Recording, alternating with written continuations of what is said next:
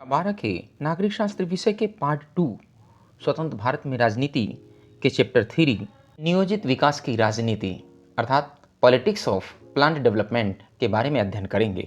अगर हम नियोजित विकास की बात करें कि नियोजित विकास किसे कहते हैं, तो दरअसल योजनाबद्ध तरीके से सामाजिक आर्थिक विकास के लक्ष्य को प्राप्त करना ही नियोजित विकास कहलाता है। नियोजित विकास में विकास की प्रक्रिया राज्य की देखरेख में संचालित होती है। इसके अंतर्गत अपनी विकास की प्राथमिकताओं का निर्धारण कर उपलब्ध संसाधनों का आवंटन किया जाता है ताकि उनका समुचित उपयोग किया जा सके। आधुनिक समय में नियोजित विकास की धारणा को अपनाने वाला सबसे पहला देश सोवियत संघ है।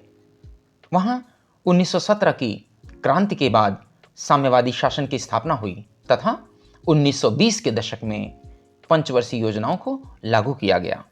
भारत में भी विकास योजनाओं का पंचवर्षीय मॉडल अपनाया गया। आज़ादी के बाद जवाहरलाल नेहरू जब देश के प्रधानमंत्री बने तो उन्होंने नियोजित विकास को सर्वाधिक प्रमुखता दी।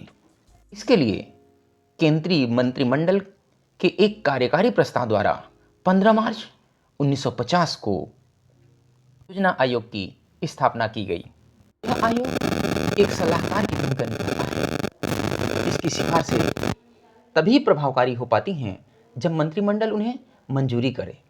जिस प्रस्ताव के जरिए योजना आयोग की स्थापना हुई थी उसमें इसके कार्यों के दायरे का उल्लेख करते हुए कहा गया था कि राज्य अन्य बातों के अतिरिक्त अपनी नीतियों को इस तरह बनाएगा और अमल में लाएगा कि स्त्री और पुरुष सभी नागरिकों को आजीविका के पर्याप्त साधनों का बराबर अधिकार हो। इसके साथ ही समुदाय के भौतिक संसाधनों की मिल्कियत और नियंत्रण को इस तरह बांटा जाएगा कि उससे सर्व सामान्य की भलाई हो और अर्थव्यवस्था का संचालन इस तरह नहीं किया जाएगा कि धन अथवा उत्पादन के साधन एक आध जगह केंद्रित हो जाएं और जन सामान्य की भलाई बाधित हो।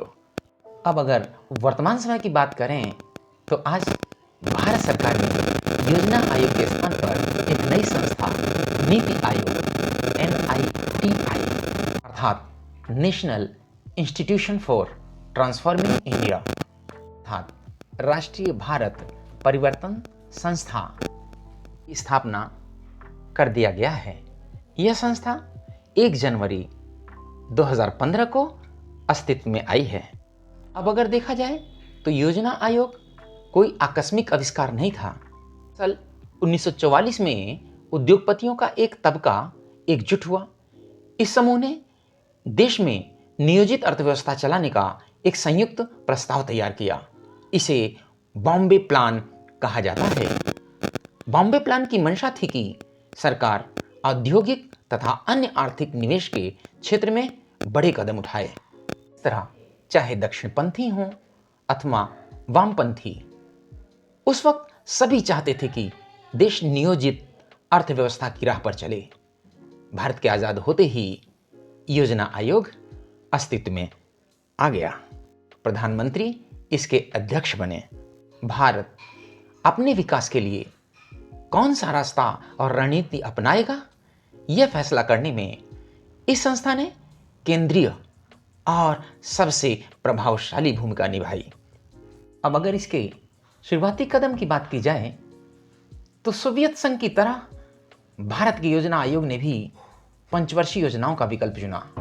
इसके पीछे एक सीधा साधा विचार था कि भारत सरकार अपनी तरफ से एक दस्तावेज तैयार करेगी जिसमें अगले 5 सालों के लिए उसकी आमदनी और खर्च की योजना होगी।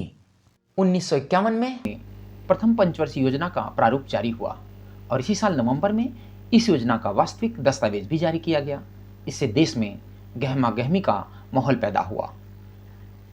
नियोजन को लेकर देश में जो गहमा गहमी पैदा हुई थी वह 1956 से चालू दूसरी पंचवर्षीय योजना के साथ अपने चरम पर पहुंच गई। 1961 की तीसरी पंचवर्षीय योजना के समय तक यह माहौल जारी रहा।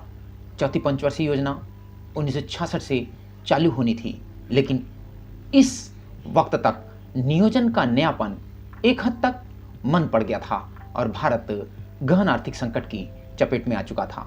सरकार ने पंचवर्षीय योजना को थोड़ी देर का विराम देने का फैसला किया। अब अगर प्रथम पंचवर्षीय योजना की बात की जाए तो प्रथम पंचवर्षीय योजना 1951 से 1956 की कोशिश देश को गरीबी के मकड़जाल से निकालने की थी। इस योजना के अंतर्गत बांध और सिंचाई के क्षेत्र में निवेश किया गया। भाखड़ा नांगल जैसी विशाल परियोजनाओं के लिए बड़ी धनराशि आवंटित की गई। इस योजना में भूमि सुधार पर जोर दिया गया और उसे देश के विकास की बुनियादी चीज माना गया। दूसरी पंचवर्षीय योजना में भारी उद्योगों के विकास पर जोर दिया गया। पहली योजना का मूल मंत्र था धीरज, लेकिन दूसरी योजना की कोशिश तेज गति से संरचनात्मक बदलाव करने की थी। के लिए हर संभव दिशा में बदलाव की बात तय की गई थी। सरकार ने देशी उद्योगों को संरक्षण देने के लिए आयात पर भारी शुल्क लगाया। इससे उद्योगों को आगे बढ़ने में मदद मिली। क्योंकि इस अवधि में बचत और निवेश दोनों ही बढ़ रहे थे, इसलिए बिजली, रेलवे, इस्पात, मशीनरी और संचार जैसे उद्योगों को सार्वजनिक क्षेत्र में विकसित किया जा सकता था। औद्योगिकीकरण पर दिए गए इस जोर ने भारतीय अर्थव्यवस्था के विकास को एक नया आयाम दिया। शुरुआती दौर में विकास की जो रणनीतियां अपनाई गई उन पर कई बड़े सवाल उठे। इनमें से दो ऐसे सवाल हैं जो आज भी प्रासंगिक हैं, जैसे नंबर 1 कृषि बनाम उद्योग का, नंबर 2 है निजी क्षेत्र बनाम सार्वजनिक क्षेत्र। कृषि बनाम उद्योग की अगर हम बात करें तो हमारे देश भारत के सामने बहुत बड़ा सवाल था कि भारत जैसी पिछड़ी अर्थव्यवस्था में कृषि और उद्योग के बीच इसमें ज़्यादा संसाधन लगाए जाने चाहिए। चौधरी चरण सिंह ने भारतीय अर्थव्यवस्था के नियोजन में कृषि को केंद्र में रखने की बात बड़े सुविचारित और दमदार ढंग से उठाई थी। चौधरी चरण सिंह कांग्रेस पार्टी में थे और बाद में उससे अलग होकर उन्होंने भारतीय लोकदल नामक पार्टी बनाई। उन्होंने कहा कि नियोजन से शहरी और औद्योगिक तबके समृद्ध हो रहे हैं और इसकी कीमत किसानों और ग्रामीण जनता को चुकानी पड़ रही है। कई अन्य लोगों का सोचना था कि औद्योगिक उत्पादन की वृद्धि दर को तेज किए बिना गरीबी के मकड़जाल से छुटकारा नहीं मिल सकता। इस प्रकार अगर निजी क्षेत्र बनाम सार्वजनिक क्षेत्र की अगर हम बात करें तो दरअसल विकास के जो दो जाने माने मॉडल थे, भारत ने उनमें से किसी को नहीं अपनाया। पूंजीवादी मॉडल में विकास का काम पूर्णतया निजी क्षेत्र के भरोसे होता है। भारत ने यह रास्ता नहीं अपनाया। भारत ने विकास का समाजवादी मॉडल भी नहीं अपनाया, जिसमें निजी संपत्ति को खत्म कर दिया जाता है और हर तरह के उत्पादन पर राज्य का नियंत्रण होता है। इन दोनों ही मॉडल की कुछ एक बातों को ले लिया गया और अपने देश में इन्हें मिले जुले रूप में लागू किया गया। इसी कारण भारतीय अर्थव्यवस्था को मिश्रित अर्थव्यवस्था कहा जाता है। इस तरह के मिले जुले मॉडल की आलोचना दक्षिणपंथी और वामपंथी दोनों खेमों से हुई। अब ये वामपंथ और दक्षिणपंथ क्या है, अगर हम इसकी बात करें तो वामपंथ से अमूमन उन लोगों की तरफ संकेत किया जाता है जो गरीब और पिछड़े सामाजिक समूह की तरफदारी करते हैं और इन तबकों को फायदा पहुंचाने वाली सरकारी नीतियों का समर्थन करते हैं, जबकि दक्षिणपंथ से उन लोगों को इंगित किया जाता है जो यह मानते हैं कि खुली प्रतिस्पर्धा और बाजार मूलक अर्थव्यवस्था के जरिए ही प्रगति हो सकती है, यानी सरकार को अर्थव्यवस्था में गैर जरूरी हस्तक्षेप नहीं करना चाहिए। असल इस संदर्भ में आलोचकों का कहना था कि योजनाकारों ने निजी क्षेत्र को पर्याप्त जगह नहीं दी है और न ही निजी क्षेत्र के बढ़वार के लिए कोई उपाय किया है। अब आइए हम लोग भूमि सुधार के बारे में भी थोड़ा जानकारी कर लेते हैं। जहाँ तक कृषि क्षेत्र का सवाल है, इस अवधि में भूमि सुधार के गंभीर प्रयास हुए। इनमें सबसे महत्वपूर्ण और सफल प्रयास जमींदारी प्रथा को समाप्त करने का था। यह प्रथा अंग्रेजी शासन के जमाने से चली आ रही थी। इस साहसिक कदम को उठाने से जमीन उस वर्ग के हाथ से मुक्त हुई जिसे कृषि में कोई दिलचस्पी नहीं थी। इससे राजनीति पर दबदबा कायम रखने की जमींदारों की क्षमता भी घटी। जमीन के छोटे छोटे टुकड़ों को एक साथ करने के प्रयास किए गए ताकि खेती का काम सुविधाजनक हो सके। यह प्रयास भी सफल रहा। आइए हम लोग थोड़ा खाद्य संकट के बारे में भी जानकारी कर लेते हैं। तो दरअसल 1960 के दशक में कृषि की दशा बद से बदतर होती गई। 1965 से 1967 के बीच देश के अनेक हिस्सों में सूखा पड़ा। इसी अवधि में भारत ने 2 युद्धों का भी सामना किया और उसे विदेशी मुद्रा के संकट को भी झेलना पड़ा। बिहार में खाद्यान्न संकट सबसे ज़्यादा विकराल था। यहाँ स्थिति लगभग अकाल जैसी हो गई थी। खाद्यान्न के अभाव में कुपोषण बड़े पैमाने पर फैला और इसने गंभीर रूप धारण किया। 1967 में बिहार में मृत्यु दर पिछले साल की तुलना में 34% बढ़ गई थी। इन वर्षों के दौरान बिहार में उत्तर भारत के अन्य राज्यों की तुलना में खाद्यान्न की कीमतें भी काफ़ी बढ़ीं। खाद्य संकट के कई परिणाम हुए। सरकार को गेहूं का आयात करना पड़ा और विदेशी मदद, खासकर संयुक्त राज्य अमेरिका की भी स्वीकार करनी पड़ी। इसी क्रम में हम अगर हरित क्रांति की बात करें तो दरअसल खाद्यान्न संकट की इस हालत में देश पर बाहरी दबाव पड़ने की आशंका बढ़ गई थी। भारत विदेशी खाद्य सहायता पर निर्भर हो चला था, खासकर संयुक्त राज्य अमेरिका के। संयुक्त राज्य अमेरिका ने इसकी एवज में भारत पर अपनी आर्थिक नीतियों को बदलने के लिए जोर डाला। सरकार ने खाद्य सुरक्षा को सुनिश्चित करने के लिए कृषि की एक नई रणनीति अपनाई। जो इलाके अथवा किसान खेती के मामले में पिछड़े हुए थे, शुरू में सरकार ने उनको ज़्यादा सहायता देने की नीति अपनाई थी। इस नीति को छोड़ दिया गया। सरकार ने अब उन इलाकों पर ज़्यादा संसाधन लगाने का फैसला किया जहां सिंचाई सुविधा मौजूद थी और जहां के किसान समृद्ध थे। सरकार ने उच्च गुणवत्ता के बीज, उर्वरक, कीटनाशक और बेहतर सिंचाई सुविधा बड़े अनुदानित मूल्य पर मुहैया कराना शुरू किया। सरकार ने इस बात की भी गारंटी दी कि उपज को एक निर्धारित मूल्य पर खरीद लिया जाएगा। यही उस परिघटना की शुरुआत थी जिसे हरित क्रांति कहा जाता है। इस प्रक्रिया में धनी किसानों और बड़े भूस्वामियों को सबसे ज़्यादा फायदा हुआ। हरित क्रांति से खेतिहर पैदावार में सामान्य किस्म का इजाफा हुआ। ज़्यादातर गेहूं की पैदावार बढ़ी और देश में खाद्यान्न की उपलब्धता में बढ़ोतरी हुई। आइए हम लोग थोड़ा श्वेत क्रांति के बारे में भी जानकारी कर लेते हैं।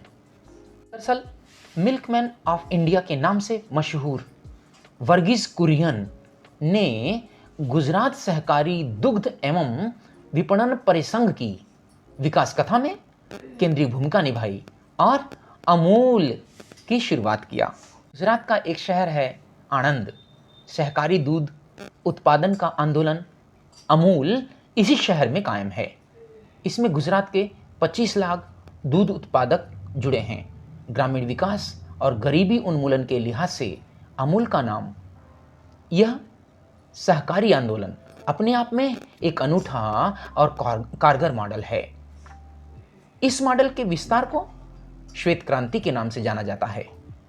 1970 में ऑपरेशन फ्लड के नाम से एक ग्रामीण विकास का कार्यक्रम शुरू हुआ था। ऑपरेशन फ्लड के अंतर्गत सहकारी दूध उत्पादकों को उत्पादन और विपणन के एक राष्ट्रव्यापी तंत्र से जोड़ा गया। बहरहाल ऑपरेशन फ्लड सिर्फ डेयरी कार्यक्रम नहीं था। इस कार्यक्रम में डेयरी काम को विकास के एक माध्यम के रूप में अपनाया गया था ताकि ग्रामीण लोगों को रोजगार के अवसर प्राप्त हों, उनकी आमदनी बढ़े तथा गरीबी दूर हो। सहकारी दूध उत्पादकों की सदस्य संख्या लगातार बढ़ रही है। सदस्यों में महिलाओं की संख्या भी बढ़ी है। महिला सहकारी डेयरी के जमातों में भी इजाफा हुआ है। अब अगर इसी क्रम में देश में बाद के बदलाव की बात करें तो 1960 के दशक के अंत में भारत के आर्थिक विकास की कथा में एक नया मोड़ आता है। इंदिरा गांधी राजनेता बनकर उभरी। उन्होंने फैसला किया कि अर्थव्यवस्था के नियंत्रण और निर्देशन में राज्य और बड़ी भूमिका निभाएगा। 1967 के बाद की अवधि में निजी क्षेत्र के उद्योगों पर और बाधाएं आयद हुईं। 14 निजी बैंकों का राष्ट्रीयकरण कर दिया गया। सरकार ने गरीबों की भलाई के लिए अनेक कार्यक्रमों की घोषणा की। इन परिवर्तनों के साथ ही साथ सरकार का विचारधारात्मक रुझान समाजवादी नीतियों की तरफ बढ़ा। समय के साथ साथ नियोजन का काम तो जारी रहा, लेकिन इसके महत्व में कमी आती गई। 1950 से 1980 के बीच भारत की अर्थव्यवस्था सालाना 3 से 3.5% की धीमी रफ्तार से आगे बढ़ी। सार्वजनिक क्षेत्र के कुछ उद्यमों में भ्रष्टाचार और अकुशलता का जोर बढ़ गया। सार्वजनिक क्षेत्र अथवा नौकरशाही के प्रति जनता का भरोसा टूटता देख नीति निर्माताओं ने 1980 के दशक के बाद से अर्थव्यवस्था में राज्य की भूमिका को कम कर दिया।